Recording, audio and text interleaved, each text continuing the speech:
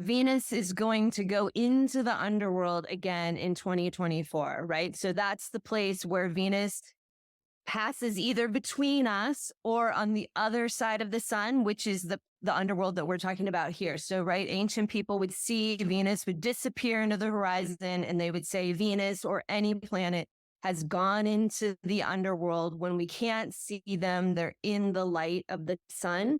But for me, there's so many reasons why I'm really excited about this, but part of it is because when we go to the underworld, when there's the opportunity, when a planet's going into the underworld and we can't see, and they're coming into that alignment with the sun, it's this amazing opportunity for transformation. Like you were just saying, right? It's this alchemical cauldron. It's a time of consciously choosing to go to the underworld, excavate, transform some piece, some part of ourselves. And I feel like when we have those moments of being able to choose that consciously, as opposed to kind of just getting hit upside the head and boy, now you're in it, that it helps us to evolve, come into that higher vibration by choice.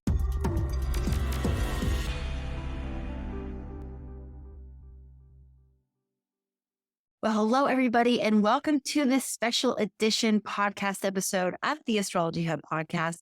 We do this prep series every year to help you clue into the astrology for the next year so that you can begin to plan, prepare, create your intentions around the astrological energies.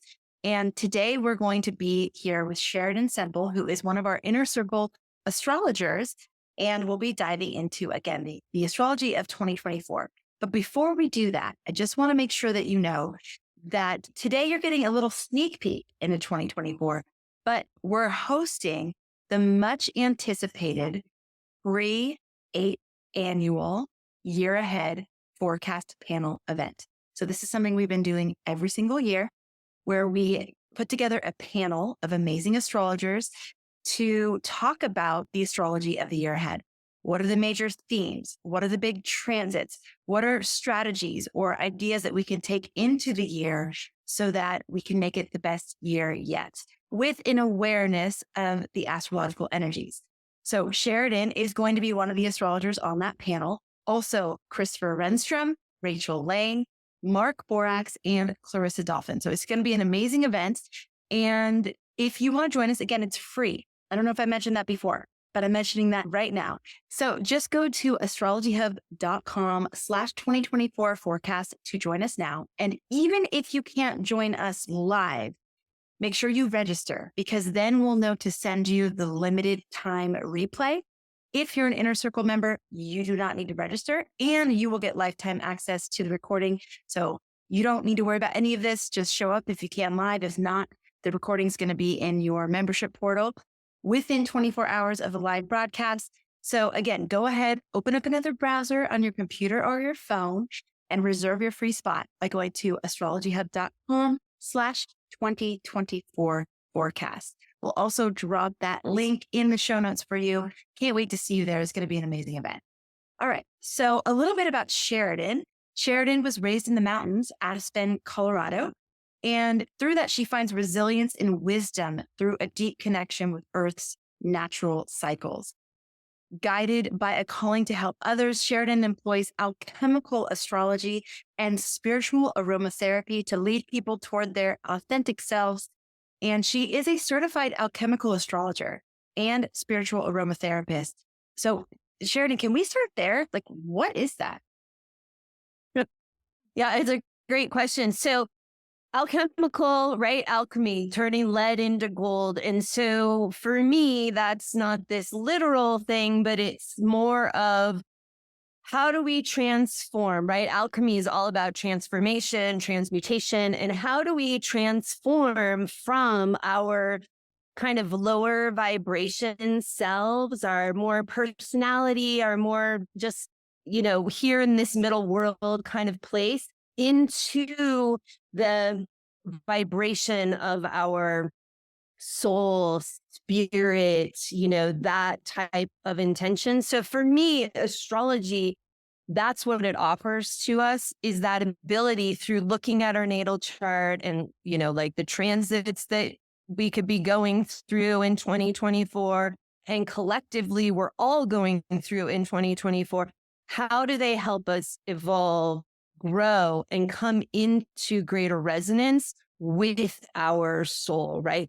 That's the path that we're trying to walk through our whole entire life, right? That's what alchemical astrology is to me, is that transmutation process. Wow.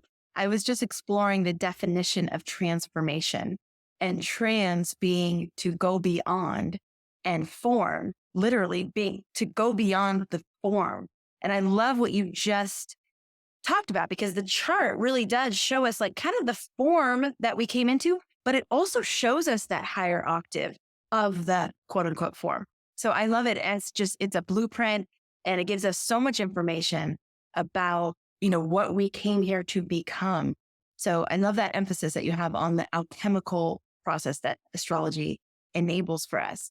So as we approach 2024, and we're doing this event like 2 months earlier than we usually do, but just wanting to give people as much time to prepare for 2024 as possible. What would you say is the one astrological event that you are looking forward to the most, and why would you say that? So for me, this choice is super personal because I'm in a Venus return, which happens for any of us every 8 years. And Venus is going to go into the underworld again in 2024, right? So that's the place where Venus passes either between us or on the other side of the sun, which is the underworld that we're talking about here. So, right, ancient people would see Venus would disappear into the horizon, and they would say Venus or any planet has gone into the underworld. When we can't see them, they're in the light of the sun. But for me, there's so many reasons why I'm really excited about this. But part of it is because when we go to the underworld, when there's the opportunity, when a planet's going into the underworld and we can't see, and they're coming into that alignment with the sun, it's this amazing opportunity for transformation. Like you were just saying, right? It's this alchemical cauldron. It's a time of consciously choosing to go to the underworld, excavate, transform some piece, some part of ourselves. And I feel like when we have those moments of being able to choose that consciously, as opposed to kind of just getting hit upside the head and boy, now you're in it, that it helps us to evolve, come into that higher vibration by choice. And then I feel like it helps us to navigate those surprising transformation times, those surprising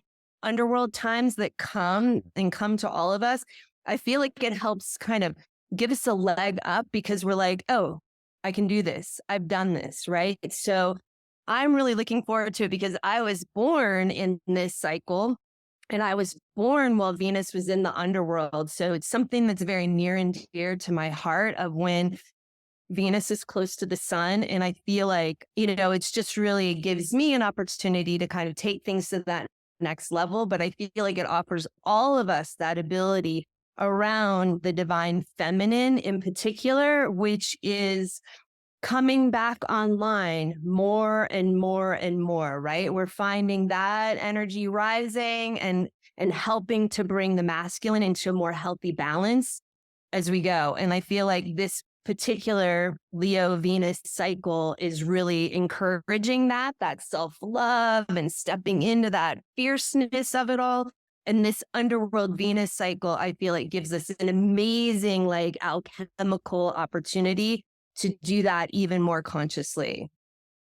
So are you saying that we because Venus will be in the underworld, and I want to ask you, like, if there's any chart positions that make this especially potent? Like, I know it's potent for you, but also are there other ways that people can look at their own chart and see if this will be particularly resonant for them? But basically, you're saying there's this opportunity to go into the underworld and sort of excavate. The way I'm hearing what you're saying is that we're having this opportunity to excavate some aspects of ourselves and take back some of that power within ourselves that's already there, but maybe it's occluded from our awareness for whatever reason. We can go back in, find it, and embody it even more fully as we move forward. And that a lot of the themes that are associated with this are going to be around the true feminine power, like the true feminine power. I would love to know how you define divine feminine, because it's a term that gets thrown around quite a bit. And I don't want to take for granted that people know it, that everybody thinks of it the same way. So when you say it, what do you mean?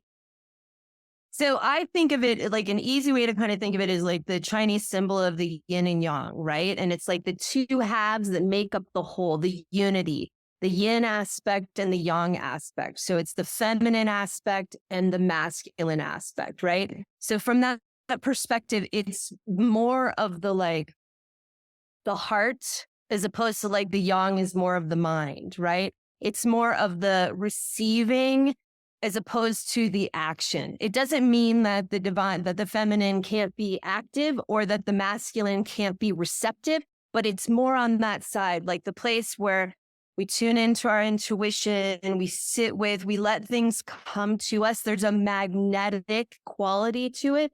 And that no matter how we identify by gender, we have these two halves, right? I identify as a woman, but I have a divine masculine half component to me. And it's always about bringing those into greater balance that I think we find that unity. And I feel like that feminine piece is the place of I recently read this book called Rest is Resistance by Trisha Hersey.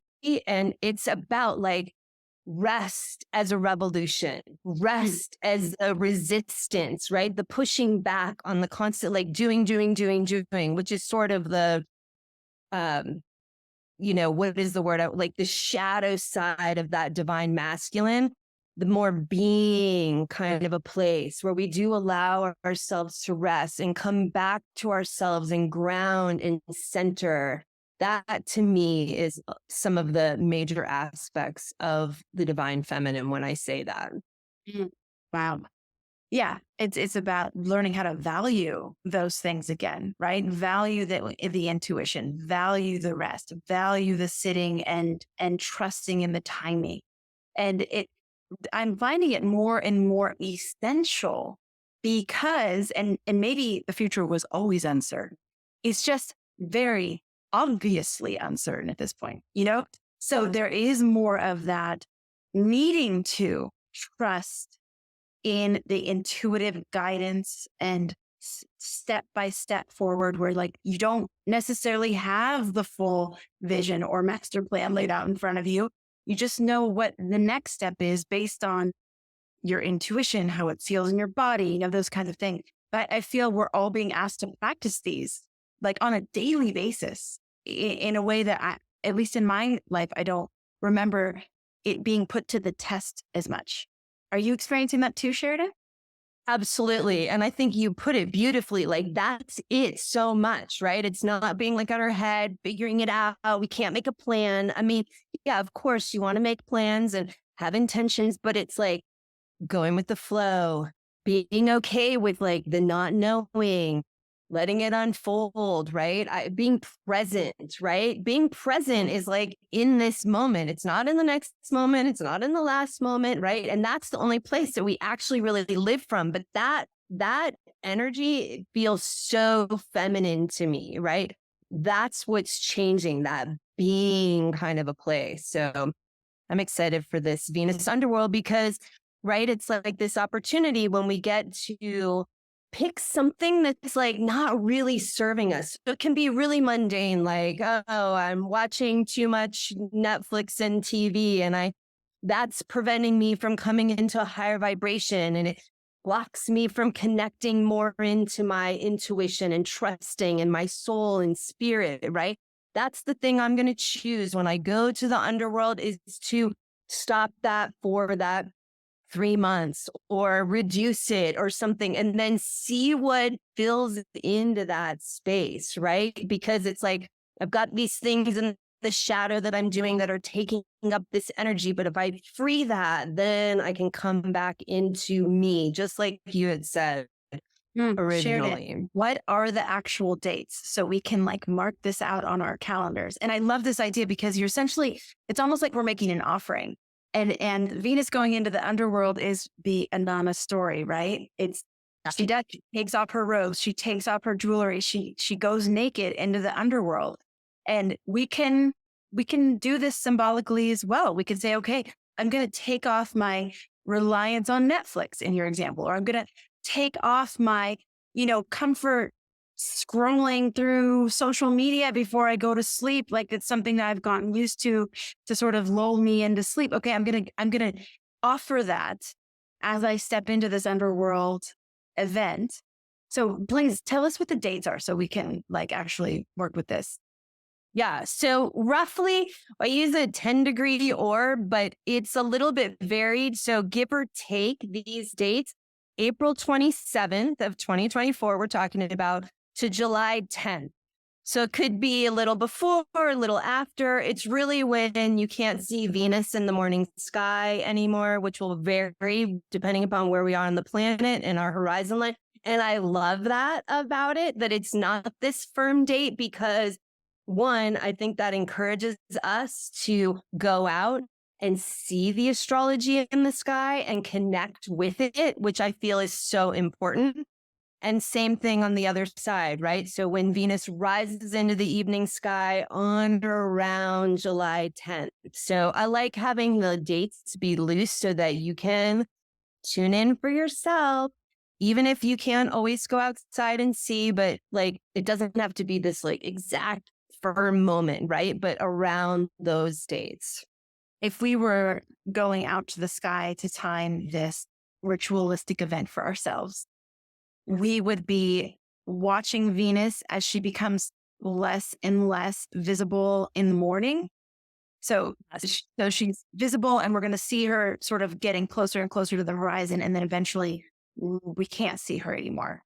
And then we're going to wait to see when she arises again in the evening sky in the sunset time, right? Yep, exactly. Okay. Yep.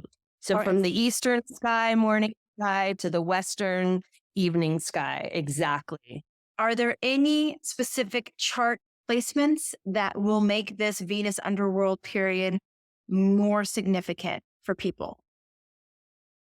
Yeah. So Venus goes into the underworld in Aries and comes out in Cancer. So you could, one, look at those signs, right? Aries, Taurus, Gemini, Cancer, with having an impact there, as well as you could look at some of like the cardinal signs if you have like big cardinal sign, because then you're obviously going to be in a conjunction or an opposition or square to it. And I won't get too worried about like all the little degrees, because I think that can get overwhelming. But I would say too, if you are turning a multiplication of 8 during this Leo Venus cycle. So if when Venus is going into the underworld, you've turned, 8, 16, 24, 32, 40, 48, 56, right? That, then you're in a Venus return. So it could be before the underworld, it could be after the underworld, but around that timing, then this whole Venus cycle carries a greater weight for you, because you're taking that feminine expression to the next highest octave for yourself, right? So that will have a bigger impact the entire cycle.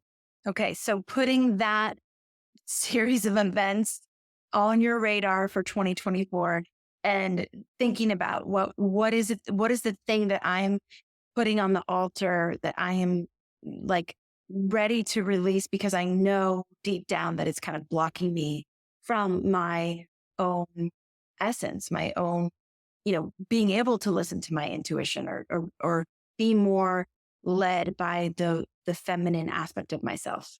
Yes.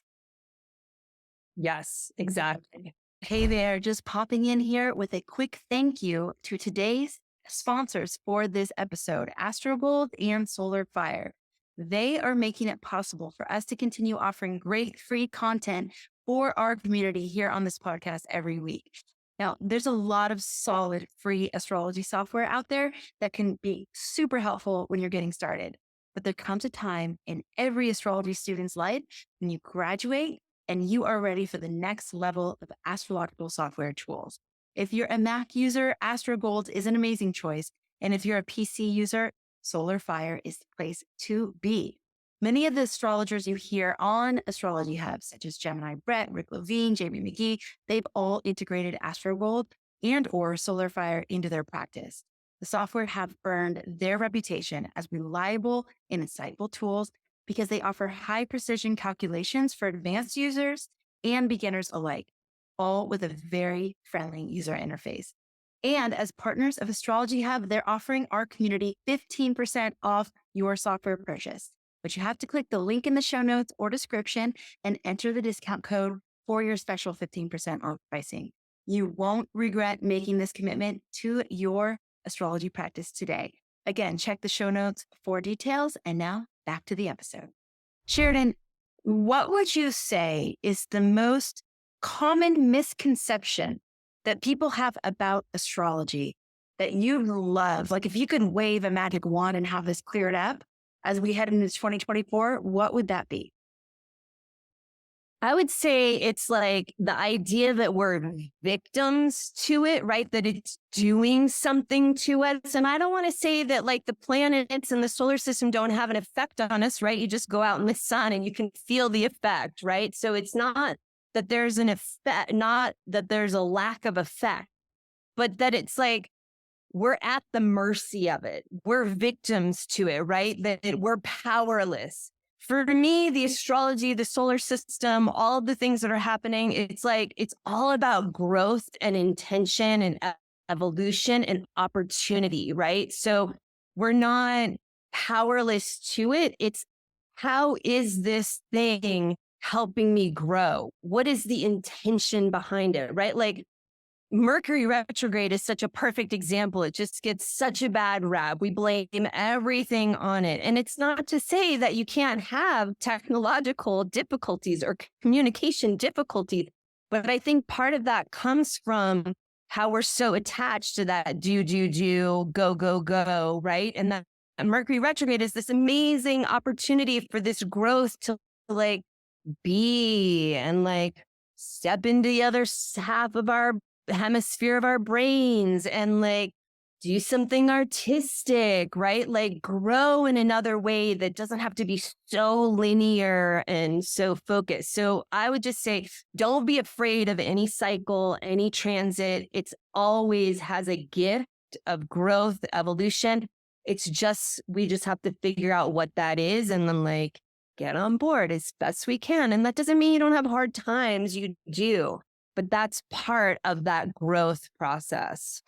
So that lens of life, the planets, my chart, it's happening for me, not against me and not to me.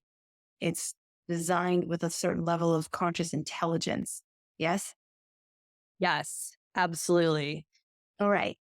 If you could give one piece of advice to our community as we enter into 2024, based on the astrology, what would that be?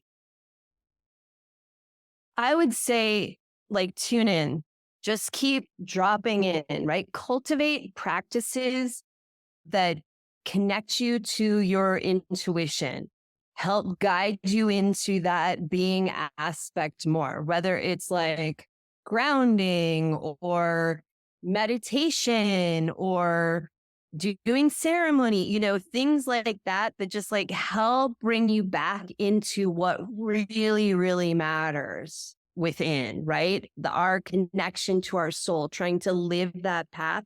That's what I would say is really just tuning in, tuning in, tuning in. You go unconscious, tune in again, you know, cultivating your own personal connection and trust in your intuition and your connection to spirit. I've been playing around with that a lot, Sheridan. And one of the things that I'm loving is creating structure that makes that easier.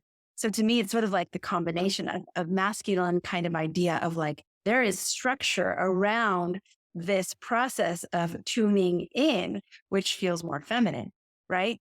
So using the rhythm of the day, using a very clear, distinct period of time in the evening, using the rhythm of the lunar cycle, using the rhythm of the equinoxes and solstice, just like using, and to me, it's like using the cosmic structure that's already there. Like we don't even have to reinvent the wheel. It's there.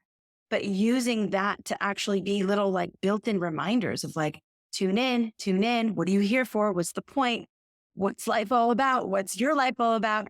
But just using those built-in, already there for us moments that are very astrologically based in order to do that. And that's one of the gifts I feel like the inner circle offers, and some of the things that we have. Even some of you I know have ritualized like tuning into the podcast. That's your opportunity to tune in, to remember who you are and why you're here, and just check into a different level of yourself.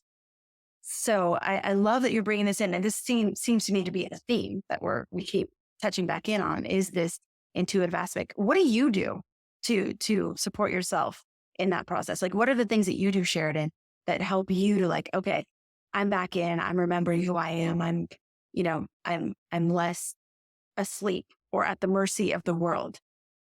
Yeah. One of the big things I like to do is I like to meditate when I first wake up in the morning. And often I'll go outside and see Venus right now in the morning sky and sit in meditation outside with Venus, right? Or just sitting in meditation anywhere, even if it's like freezing cold, and I just go into my like little room and sit at my altar. So meditation is one of the biggest ones for me, because I feel like it just sets the tone of the day. And sometimes it's really short. So it's not like, oh, it needs to be this like 30-minute, really elaborate thing. Even sometimes it's just a few minutes, like let it just be what it is, right? What comes to me. Sometimes it's long, sometimes it's short. I'll often like pick a couple of cards to kind of like help me connect into my intuition, right? A message that's coming from this card that I can understand. And I will write gratitude lists in the morning as well. I feel like that's another thing that really like helps just set the tone, ground and connect me. Like, I'm so grateful for this. I'm so grateful for that. And I let it change, right? I don't say the same thing every time. But I mean, those are just some, but I also really like eating cleanly really helps me just energetically and vibration, and be able to like run energy through my body. So those are a few things that I try and do really on a regular basis, imperfectly. Don't always do it, right? But yeah, those are some of the practices. I like doing my gratitude list at night. I think it's awesome that you do it in the morning. I do it. I mean, I wake up and say thank you. Like, thank you for I'm alive. There's a new day. Like, thank you for my life. But I do my little list at night. So that just shows that you can do it either way. But both of us taking cues from what? The sun. From sun. Like for you, it's when sun's up. For me, it's when sun's going down. But that's still astrologically based on some level, right? It's still in tune with the rhythm of nature. The other thing I was just learning about, Sheridan, is how essential it is for our eyes to see the sunrise and sunset because of what it does to our hormones. It, like when we see the lights in the morning, it cues our body to stop producing melatonin and to kick in the hormones that get us active for the day, cortisol and things like that, right? And vice versa at night. And so there's all these ways of getting in rhythm with nature, which again does feel feminine to me. This feels like a feminine way of moving through the world. It's also good for our physical health and our body and our sleep and all those things, just getting back to the natural rhythms. Yeah. Oh, I love that. I love learning that. And also it's like, it connects us into like our DNA. We did that for so much longer than we've been doing this modern world, right? So it's like when we click into that, even though it can feel foreign to us now, there's like a knowing and a remembering and a like, oh, wow, this feels right. This feels calming to my nervous system. This drops me in. There's a a place that like our body knows, the DNA knows, and it takes us back to that, right? That connection to our ancestors, all of those pieces, just by watching the sunset or watching the sunrise. Sheridan, I know that you're bringing in this aspect of the astrology of 2024 because of the Venus going into the underworld. Is there any other astrology that's like corroborating on behalf of these types of inviting people to prioritize these types of practices and this type of approach in their lives? I mean, I would say definitely that this solar eclipse coming in 2024 as well, right? Because eclipse season, again, it's that same kind of like week transformation. Venus will pass through the underworld, will take longer than the eclipse season lasts, but it's that shadow over the light, back to the light, right? It's a quicker kind of alchemical process. And so I feel like that eclipse season, it's like we have the eclipse and then Venus goes into the underworld. It's like all of that is like same for me, right? Okay, awesome. Do you feel like we've been navigating a lot of uncertainty? I mean, again, it's like maybe the uncertainty was always there, it's just we're way more aware of it. But since 2020, I know for myself and so many people in the audience, it's kind of like, whoa, like, where is this thing going? There's just a lot that we can no longer rely on as a given for our futures. Is that highlighted in 2024 like it has been, this sort of uncertain future, the sort of curveballs that might be thrown our way? Or is it a little bit more of a steady year? Like how would you gauge that? I think it's still going to be more on like the curveball side of things. I think we're going to be riding that wave for a while still. You know, we have like Jupiter going into Gemini for a while, Pluto moving into Aquarius. You know, I think that I think part of the uncertainty and the unknown and the stress and all of that that comes with it is part of the growth of what you're talking about that keeps bringing us back to, I think it's like the collective growth that's like bringing us back to what's actually important, our spiritual connections, grounding, being present, you know, all those things is like, that's the gift that I think it's really offering. And I don't think we've like fully arrived at the evolution yet. So I think we're going to still be in that energy for a while still. Yeah. Yeah. Okay.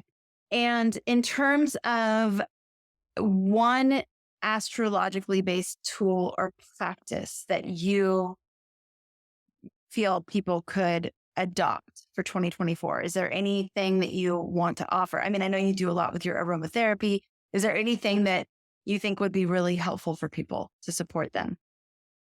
Yeah. Like along those lines, I think it's really important to find some kind of a physical thing that like helps ground you into the energy and helps bring you into the vibration of the energy, right? I like aromatherapy, but you might like herbs, or you might like earthing, or you might like, you know, like Joji was just teaching a course about like talking about like talisman in the inner circle, right? Like creating a talisman that connects you, something that's like, or you like crystals or stones or whatever it is, but something that's like a concrete thing that you can use on a daily basis is like that touchstone, right? Like if it's the Venus in the underworld, it's like, okay, here's my intention, but something that like on a daily basis that's physical, like you hold a crystal that's helps you remember the thing that you're doing, the intention. So it's not like we set these intentions and then they're just gone and you forget and you remember maybe later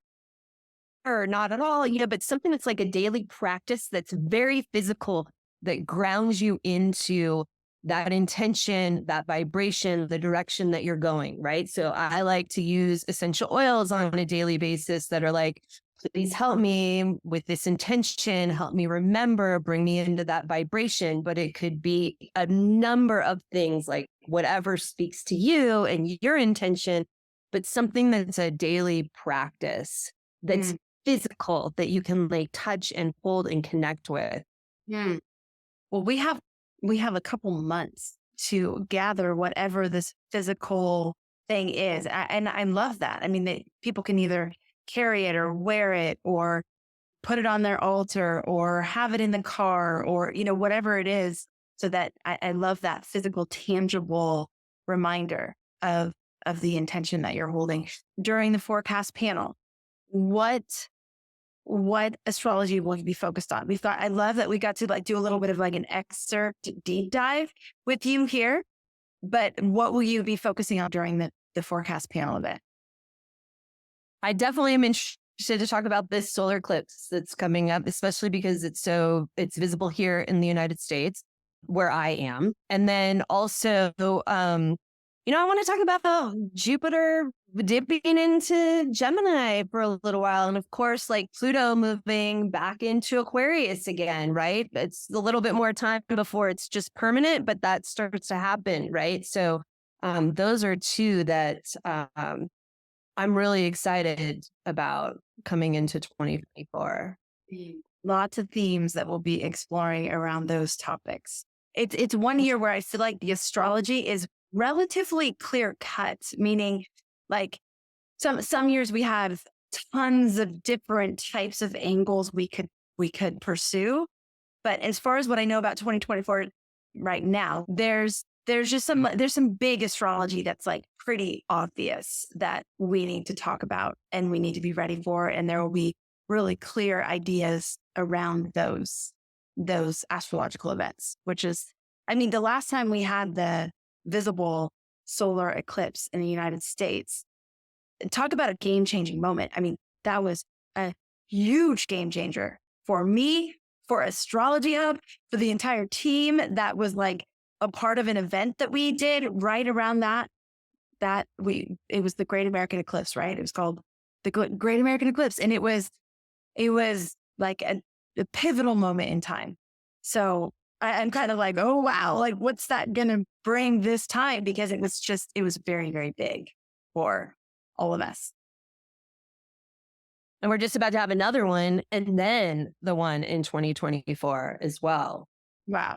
Amazing. Okay. Well, Sheridan, thank you so much. For any of you who are interested in working with Sheridan and getting more in depth on your personal astrology for 2024, getting more insights on maybe what is that sort of physical, tangible thing that would really match your personal astrology for 2024. What are some practices? What are some specific aromatherapy practices you could incorporate into your life? Any of those. And also, even if you're really interested in this Venus cycle work and how it pertains to you, highly recommend booking a reading with Sheridan. She is offering a 20% discount on her year ahead readings, but you have to book it this week. You don't have to have the reading this week, but you have to book the reading this week. And when you do, use code Sheridan24. So Sheridan, all in caps, SHERIDAN 24, and you'll get 20% off that year ahead reading with Sheridan. You can do that at astrologyhub.com/connect and then find Sheridan. Make sure you use that discount code. We'll put the details for that in the show notes for this episode. So it'll be all there. You don't have to scribble it all down. But Sheridan, thank you for offering that generous discount on your readings for the year ahead. And for any of you, again, if you're interested in getting 4 more perspectives on the astrology of 2024 and really being a part of the discussion around the 2024 astrology, make sure you sign up for that forecast event. That is totally free. That's at astrologyhub.com/2024 forecast. And that's like my favorite event of the year that we do, just because the discussion between all of you astrologers is always, it's like a big unknown. Where's it going to go? It's very organic. It's very like in the moment. So hopefully you all will decide to join us for that. And Sheridan, I can't wait to connect with you on that forecast panel. If you missed it, if you're watching this as a recording and the replay is still available, you can just go to that link that I said, register, and you'll have access to the recordings right away. Sheridan, anything else you would like to say to our community as we close up here? Oh, just thank you. It's so nice to be a part of the community. And I'm so excited to share and talk about and just help us all use the astrology to like become better connected in our worlds. Love it. Especially with the way the world is going. It feels like that connection to self, connection to each other, all of these things are more and more and more and more important. So thank you, Sheridan. I love all the reminders. I love the practices and the opportunity that you're presenting to all of us for this year ahead. Thank you for that. And thanks to all of you for tuning in. Thank you for being interested. Thank you for being curious. Thank you for asking the questions. Thank you for being a part of our community. As always, thank you for making astrology a part of your life. I can't wait to connect with you on the next episode. Take care, everybody.